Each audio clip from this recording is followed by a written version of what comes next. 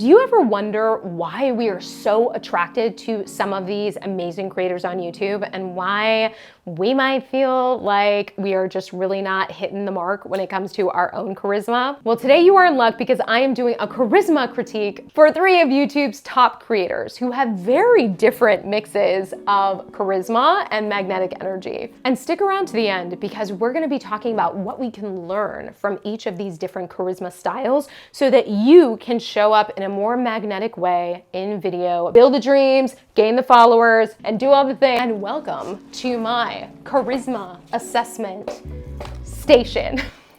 We're gonna go over what's unique about these 3 creators and really unpack how their charisma is operating, how their magnetic quality is operating, and what we can steal from that, but also what we might not wanna do. And we are going to dig into these 3 creators' unique charisma and magnetic qualities, and then I'm going to rate them. And spoiler alert, one of them gets kind of a suboptimal score.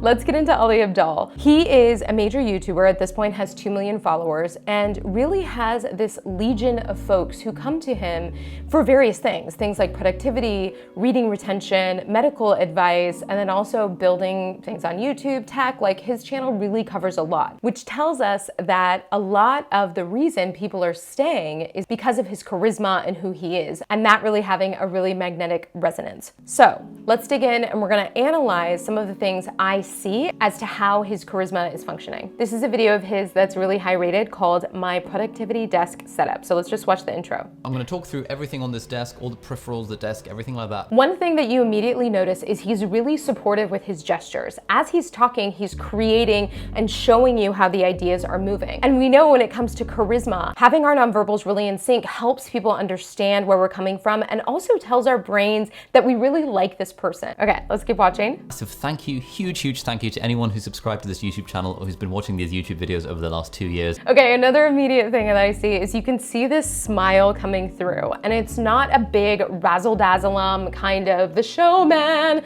smile. It is this humble to a friend. You're a little bit embarrassed, but you're also really glad. And this really reads as authenticity to us. You can tell that he's letting his personal feelings come out with his genuine thank you, and it makes us feel like we're really connected to him. As a massive nerd, I've been fantasizing about, having the perfect desk since I was like 5 years old. And so now I genuinely think like, I can't really imagine things getting much better than this. So thank you so much. If you've been watching these videos, it's because of you that, I can now live this sort of life. Another thing about him that I absolutely love is it's not too perfect. And this is a common misconception that we think. A lot of it comes from being worried about what people will think about us, whether or not we're gonna be judged. And so we're worried about showing up as these perfect robot beings all the time. What happens is because you as a viewer are thinking, well, I'm not perfect. And then we're seeing somebody operate in this super perfect zone and it creates this disconnect. Whereas for him, he's leaving in some of these ahs, and is allowing us to see his brain kind of do things in a way that isn't 100% polished. And so it creates this immediate connection. He is someone like me. And while there are certain people that we like to have on pedestals, one of the amazing things about YouTube and other social media platforms is that feeling of this is somebody in their room, in their space, showing up just like me. He does this really well. Okay, let's hop to another video. So this one is a bit more recent. I think when I think back to my life in the past, I very much thought that the stuff that I had to get done had to be hard. Like, it had to look and feel like hard work. But over the last few years, I've kind of realized that. So you can see things that he's doing, like touching his eye and talking in a way that's a little more paced, a little more measured, that isn't so high octane energy. And one of the really amazing aspects to this is that in YouTube, we're so worried about audience retention and getting it in fast.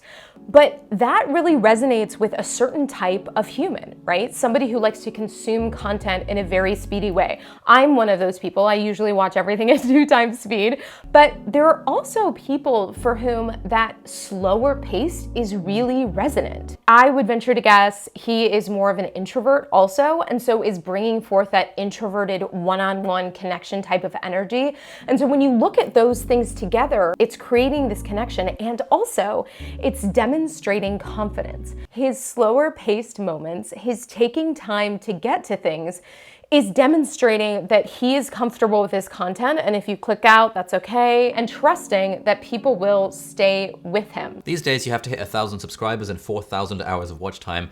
That's quite hard. It takes ages to get to 1,000 subscribers. It took me 6 months and 52 videos to get to 1,000 subscribers. Before that point, every single thing I was doing was providing value for free to people on the internet. What I really love about what he's doing when we talk about the 3 elements of charisma, power, presence, and warmth, is you can tell that he's really leading with warmth and presence. Power is in there, but it's not as dominant. We know through some of the status cues on his channel that he's a doctor, but notice that he'll say junior doctor, where some other people might actually be a junior doctor, but they would just put doctor. He's constantly bringing things back to this humble place, which really has to do with warmth and creates that type of connection. So he's in some ways lessening his power cues to really prioritize this warmth and presence. Lastly, one thing, when you go through his videos and really watch that come through really strongly, are his repeated values. You can tell that he prioritizes sharing information. He prioritizes celebrating wins for other people and building others in his community. You can tell that he values learning information and growth over being perfect. By being really clear about these values, it's allowing for this magnetic energy, for him really being a beacon for people who are value aligned, and similarly repelling people that are more oriented toward competition,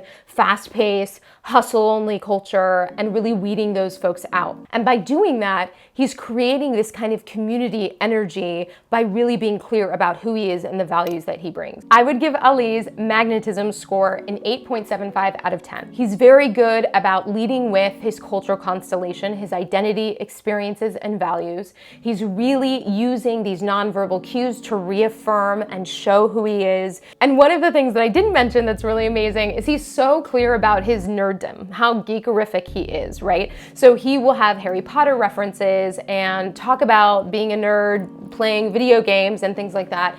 And by really aligning himself with this underdog nerd culture, that part in each of us that feels like we weren't the popular cool kid really just loves him even more for that. And then the bonus, of course, is that he's being authentic by sharing what he's really into. In my humble opinion, the one thing I think he could really do to enhance his magnetism and enhance his charisma would be thinking about modulating his energy a bit. He's really good about keeping this slower pace, but you'll notice in that first video, he had a little more enthusiasm. And I think you don't need to be high octane energy, but connecting with that joy place, that fun place, can be something that would kick it up even more. And my guess is that because he's producing so much, there is just a tiny bit of fatigue that's setting in, a little bit of been there, done this, it's feeling a little routine. When you're feeling in this way, like things are getting a little bit stagnant and you need to freshen it up, it's really about reconnecting with that energy, that kind of excited energy you get when you're first new at something. You know, when you first travel to a new city and everything is amazing, but then you've lived there for 5 years and you're like, oh yeah, it's a fountain, I've seen it before. One of the great ways to do that is to go through and really figure out your deep why.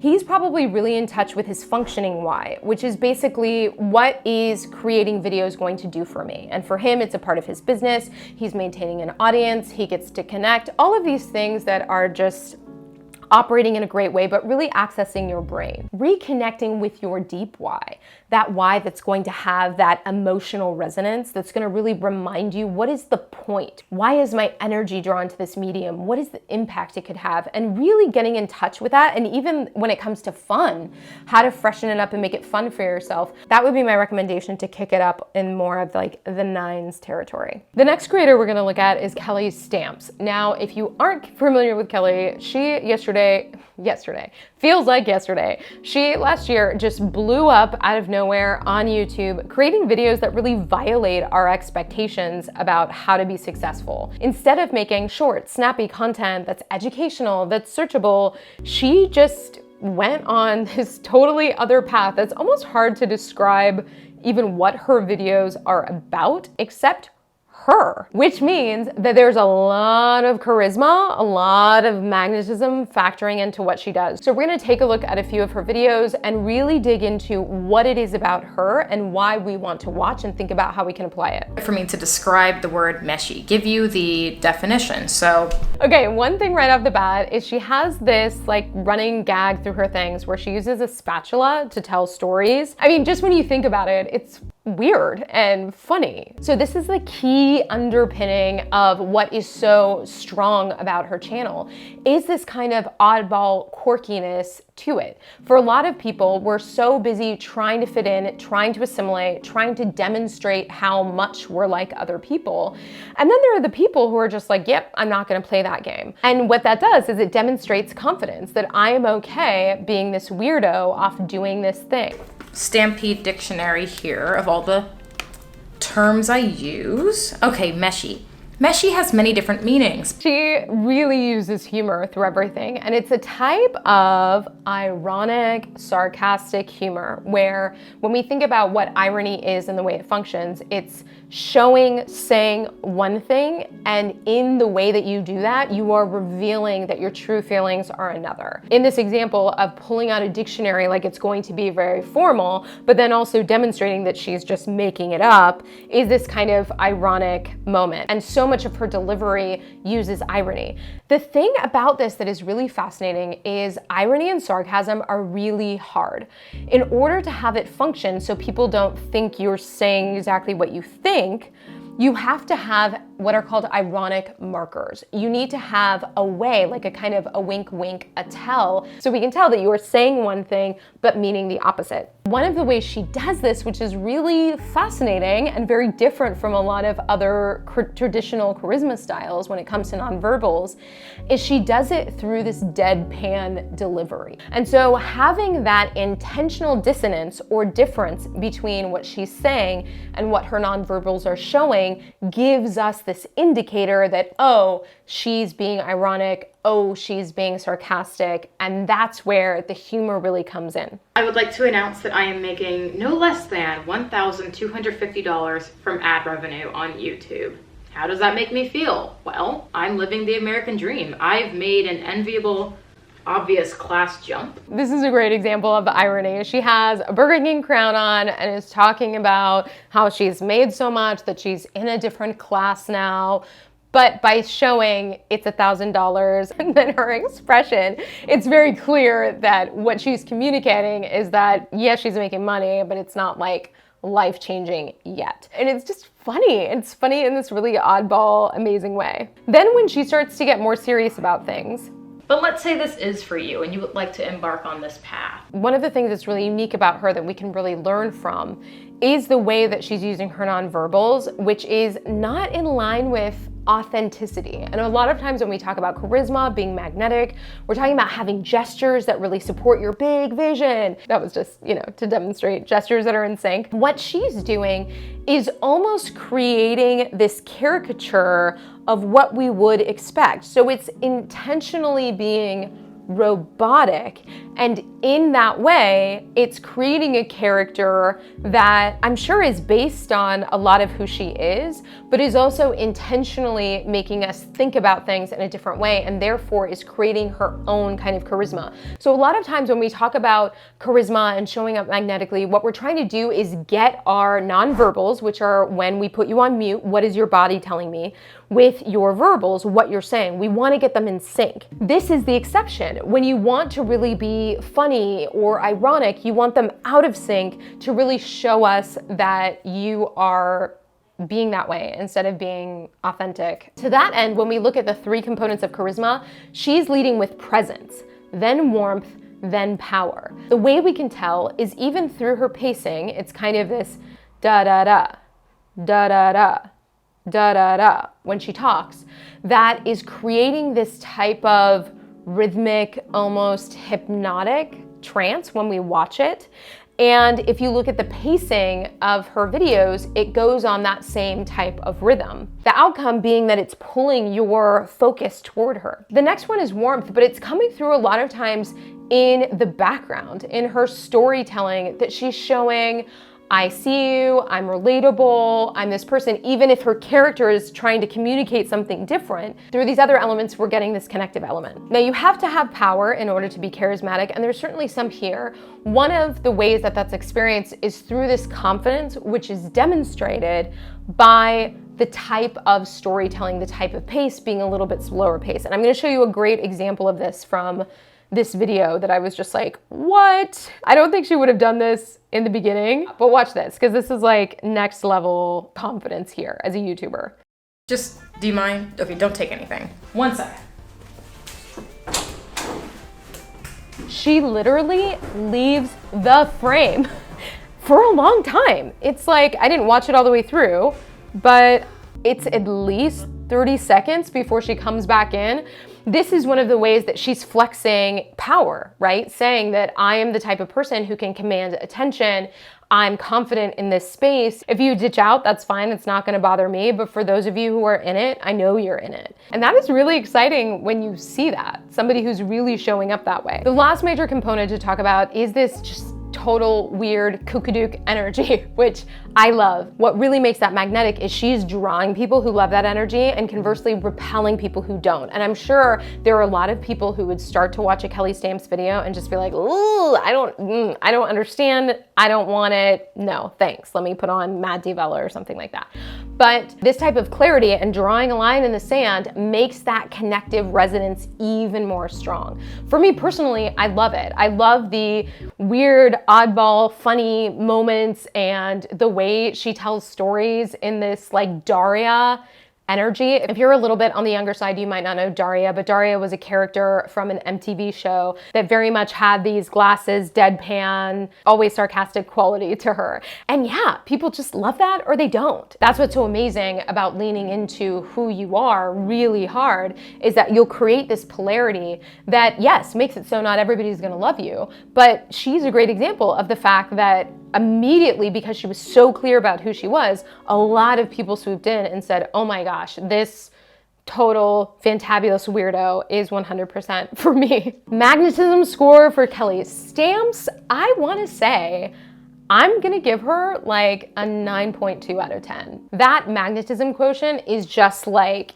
insane. Of all of those reasons of specificity, of pacing, and confidence, just all of it, I absolutely love. One interesting note is that a lot of times what I recommend is really about authenticity. She has elements of authenticity, but this is really a character. You really get the sense that this is a part of her, but there's also a different part of her, right? Like she would be a little bit different if she's with her friends and hanging out. And this is one way, if you're a little bit nervous about just really ripping everything apart and showing your fleshy underbelly, thinking about crafting more of a character and avatar that has a lot of your components, but is a little more suited to whatever it is you want to do, that can be a good strategy. The potential downside with that is if it's a little too intense, it can come off as super inauthentic and then break the connection. So it's a fine line, but this can be a good solution if you're a little bit nervous about going all the way into authenticity land. This is a newer creator to me, but he is a big deal on YouTube, has 2 million followers with a channel called Legal Eagle. He's a lawyer, and so he has reaction videos to lawyers in TV and film, and also talks about the law, although it's not legal advice because you have to pay for that. Let's look at what he's got going on. This is an earlier video, so we're just gonna get a rough picture and then we'll dial into things as he gets a little more into it. Don't lie to a client. You should not lie to a client and defraud them. One thing that's interesting just in that little moment right there is that I caught this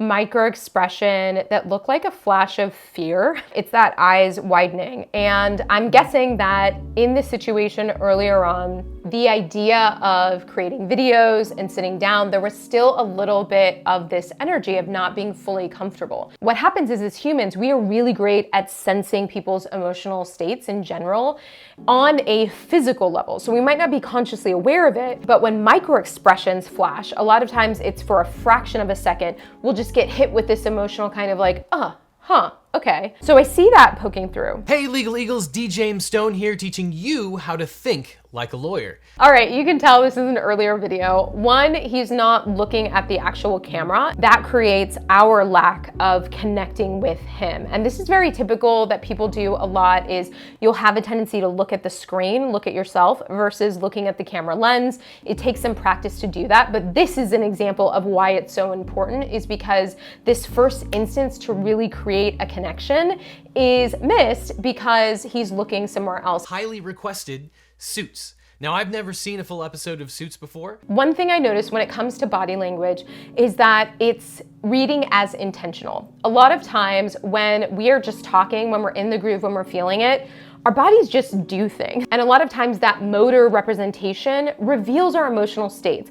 Now, there are a few notable exceptions, especially if you're neurodivergent and if you're rocking with some differences in your motor functioning, there can be some dissonance or difference between the way your body is expressing things and what you're thinking. But, and this is the tough thing that hopefully will change in the future, that our bodies are really looking for that cohesion. So if we're seeing a little bit of dissonance, if we're seeing a little bit of force, it makes us think we can't quite trust this person. In the different archetypes that we go more in depth in my course, he's really demonstrating the newscaster. And this is an archetype where it's really about presenting things in a way that people can understand. And we know with newscasters that they're this way when they're on camera, but then when you see them at home, they're like totally a different person. In fact, this amazing creator on TikTok, I love. What's so fun about watching her TikTok is she switches back and forth and tells you how that news persona is constructed. Makeup products that I can't live without in the anchor voice, except I'm not doing the whole thing in the anchor voice because it's a bit obnoxious. So here we see a lot of that. So it's really tanking warmth, and it's also tanking presence, because when we see that, we have this imagining that he's probably really aware of what's going on and isn't focused on the content, isn't focused on us. Then sadly, it also undercuts power because you are not demonstrating confidence and authority and command over what you're talking about when you're feeling insecure and doubty. Obviously, there's power here, and we're gonna go into different examples of how he demonstrates power. But one of the things that's amazing about this is just the reminder, get started, do it. You don't have to be perfect from the get-go, and it's great to evolve over time. The law is a vast and complex thing, so it won't surprise any of you that there are many misconceptions about what is and is not illegal. So this is a lot newer. The set's been upgraded, the lighting's on point, the vibe is very cohesive. What we're noticing now is we're not seeing that fear response. You can tell that there's a comfort and an ease. You can see it in the body language that's relaxed, and you can tell at this point he's way more comfortable in terms of filming. What we also can tell is that he's reading, probably from a teleprompter. And this is something that everybody has to figure out for themselves. If your goal is to lead with warmth and presence, I would say whenever you can, try not to read from a teleprompter because it immediately cuts that level of connection. But for him, we'll go into the exact charisma mix, but his is more power and authority. So it does make sense. And also a lot of what he's talking about has very specific language to it. And for him, I'm guessing it's better to have things mapped and scripted. He might actually even have somebody who does that for him because of his channel size. But just know that when you do that, you are trading a little bit in terms of magnetism points. And it's easy to get confused if you have no legal experience. And again, we can see, even though he's a lot more relaxed in this, the body language is still very much operating in that newscaster way. It's less pronounced, but you can see with the pacing, what he's talking about is something that you'll understand later. It's this very rehearsed vibe, which is fine if that's what you're going for. Just know that it's not gonna have as much magnetic resonance, which means that people are gonna come back to your channel more for the content, the information you're providing, than you as an individual creator. I wanted to go to one more, and what I love about this one is it's live, and that's really when you see what people default to, what kind of charisma they're showing up with, because live is a whole different beast. You can't cut yourself out, and you have to be able to roll with the punches, roll with flubs, and see what really comes from it. So let's check this out. The Eagle's Lair doing a live video from VidCon, although by the time that you watch this, it probably won't be live. It'll be long after VidCon. You can tell that this is less polished. She's not reading from something, and you can feel that this is closer to him in real life. We still see this punctuation and pacing with the way he's delivering information. And what I'm guessing is at some point he may have gotten notes that he has lower energy when he's just talking to talk. And so this is an intentional ramp up to be a little bit more energetic. The issue with that is that it's not true energy, right? It's a performative energy. When you're really excited about something and connected to what you're talking about, it just comes through you. We got some great legal memes to talk about today, so it's time for our very own meme review. What kind of whale are you? Sad, but also hilarious. You know, you gotta be careful. Sometimes... Okay, what is great about this is when he's reviewing the memes, you can tell the attention is off of how he's performing, and we're seeing more of his natural charisma come through. There isn't as many of these forced gestures. You can see what he's genuinely laughing at, what he's responding to. The trade-off is that we're hearing more of these irritants and fillers. Now, these are vocal quirks that come up a lot of times when we're thinking about things on the fly, and especially if we're not used to doing this. Fillers are the words that are unnecessary. The so's, okay, likes that we say that just sprinkle through our language that don't really have any impact and could easily be cut out. Irritants, on the other hand, are the sounds that have like no business being there. These are like the ums, the ers, the clicks, and things that can come through when we're talking. So when he's just going and really showing more of his charisma, a lot of these are coming out. We're starting to hear more of them. And that is kind of the trade-off unless you're intentionally working on being able to show up in your authentic way without having those in there. How you feel when the jury laughs at your joke. This is a great example of when you're really seeing his charisma come through. His gestures are in sync with what he's saying. He's genuinely laughing. Like, this is more of the core of who this guy is, and it's just sparkly and wonderful. Although it is in contrast to when the judge makes a joke in court. You're basically... But you can see that when he's showing up this way, for him, one of his big irritants is so he'll hold and fill space with as he's trying to pick up his thoughts. In terms of charisma, he's really leaning with power, presence, and then warmth. Warmth is at the very bottom. With power, you can see through his channel, through his aesthetics, he's really showing up as the expert on this topic. And that is reaffirmed visually, that's reaffirmed through his language. And that's totally fine if power is your jam. People will be drawn to you for that.